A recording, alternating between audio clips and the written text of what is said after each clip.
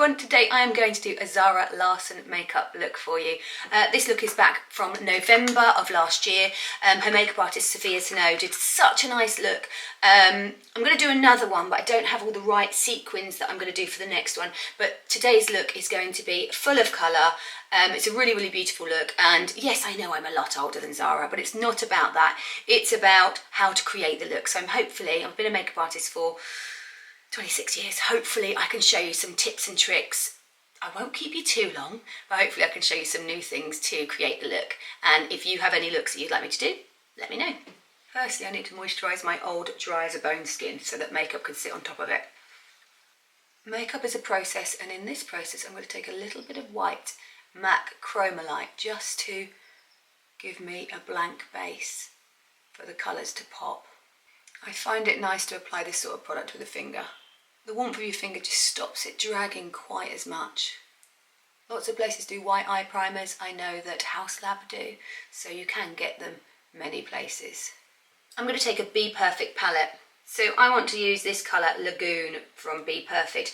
They don't do this palette anymore, however they do have other palettes that have this colour in. I also want to use one of my old MAC brushes that is a real hair brush, because I find real hair brushes just apply product a little bit better when it's eyeshadow.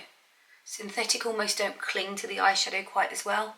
I also find that these eyeshadows can be a little bit chalky, hence why I've had to put a base underneath. Just helps them cling on far easier. I'm then going in with this colour Icy, and I'm just taking that a little bit more on the inner part of the eye, so almost midway. So it just gives me a slightly different tone. Just going to take a little bit of MAC pigment. This is in the colour White, and I just want to take it up here. Just so it gives me that little shimmer. I also want to take that in tight here. Zara and Sophia enjoy a soft, subtle cut crease in a lot of their looks. I'm going to take a really light cut crease through this one, while my eyes can still carry it off. Oh, that's a little bit dark. Let me take a tiny bit of that product off. Don't want it too dark. It's really soft and subtle, just through here. A hint of shape. It's so soft, it's not really noticeable looking straight on. It's more when the head is tilted that you see that little accent. So you can see I've swapped brushes for this. I was using this one. I've now moved to this one, which is slightly smaller, so it's just going to fit in that contour a little bit more for that cut crease. Also, the product sits on the top and then it blends. So the real amount of product goes on this point, and then the rest of the bristles just blend it out. A lot of it is the brush doing the work for you and finding that socket. At this stage, I'm going to go in with a waterproof eyeliner on the top waterline, or inside the top waterline. This I want to do now because there will be a bit of movement, and I'm putting pink underneath. I need to make sure I've cleaned that movement and it's dried enough before I put the pink on. So I'm going to do that right now. Let's do brows while we let that set. I'm going to use brow shadow for this. I'm actually using a Rare Beauty brow shadow product, which you can't get anymore, but any shadow that works for brows is absolutely fine. Obviously, unless you're doing fancy dress, make sure it matches your brow colour. She also doesn't have much product at the front of the brow. It's mostly focused on the back part, up to about here. I have a scar here, so let's fix that. Let's put base on and come back and do the liner. This is Makeup by Mario Surreal Skin. This foundation is a good coverage, but it also sits well on a mature skin as well. I'm 45, so I want a foundation that's going to sit nice on my skin, but not cake in my lines. So I'm just making sure I've really pushed that all over the skin. Actually, hardly any of that Hourglass waterproof liner has moved down, which is pretty good. I'm going to use a Laura Mercier matte black eyeshadow. I'm also going to use a little bit of Trish McAvoy Finish Line, and I'm going to mix those two together to make my own liner. And I'm taking a Louise Young really fine brush. This is making me a super old school cake liner. That's what it used to be called, cake liner. And you can really be precise with it, so I want to get close in there. She doesn't have much at the front of the eye at all, so I want a really fine line there. And then we're going to make it a bit fuller at the outside. Resting my finger so I've got a bit of guidance and a bit of stability. And just pulling brush to the side, pulling that way. It's so nice to have a brush that just allows you to do minute detail. Take a tiny bit of loosely edged skin pen just to make sure that's sharp enough. And then back in with the liner. Just to check that sharpness.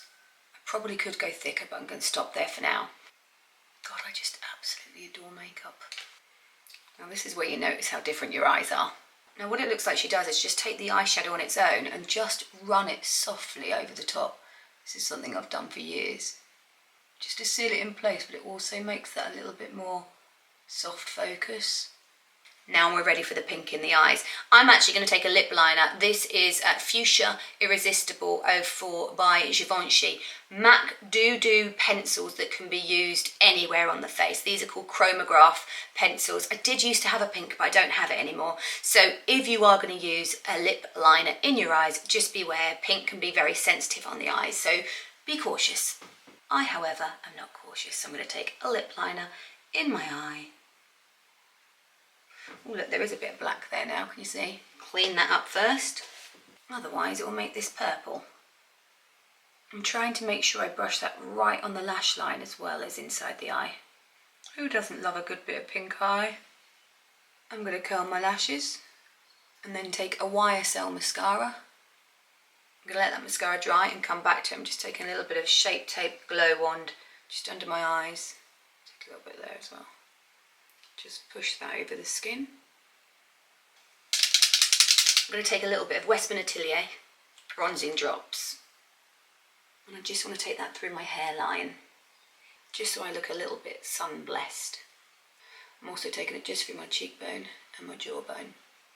I'm taking a little bit of Huda Easy Bake in Cherry Blossom and just pushing that under the eyes. Baking is definitely not for me. However, this is a very, very light powder, so it's just matting it down, and it's adding that little bit of pink undertone and that little bit of light that I need under there. When I was picking the colours for this look, the hardest bit I found was finding the blush. I'm going to start with this one, which is Bubbles Please. I don't know if they still do it. It's by MAC. I just want to use this as a little bit of a base because I think I'm going to have to use an eyeshadow to get the right pigment.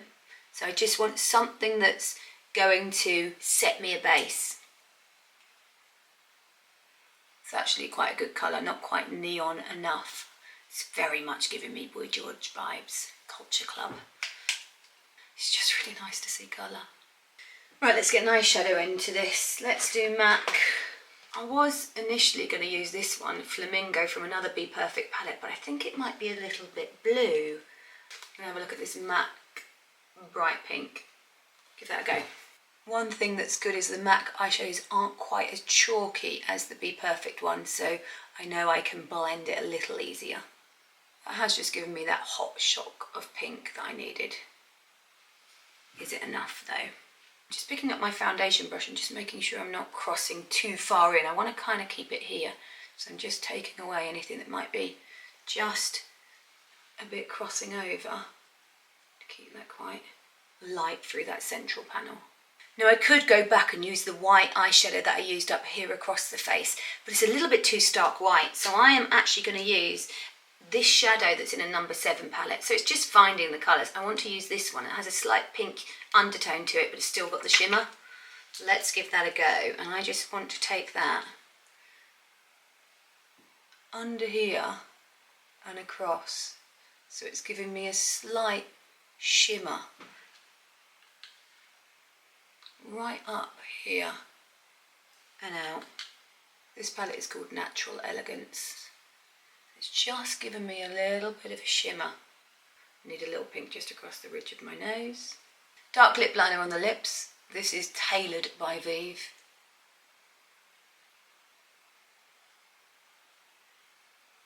We put MAC Angel inside that. I'm going to smudge it a bit and then go back in with the liner. Okay, bottom lash mascara. It was actually my agent, who is young, who asked me to do this look. She was like, do you think you could do me a Zara Larsson look? I was like, yeah, of course. Now we just need false lashes and we're there. These are old. These are Ekin-Su corner lashes that she did with Be Perfect. So a lot of Be Perfect in this video. And that is the finished look. And I'm sure Zara Larsson And Sophia will be so happy that a 45-year-old mother has just recreated a look that she did. But I have been a makeup artist a really long time. Those mother things and other things and age came later. I hope you enjoyed it.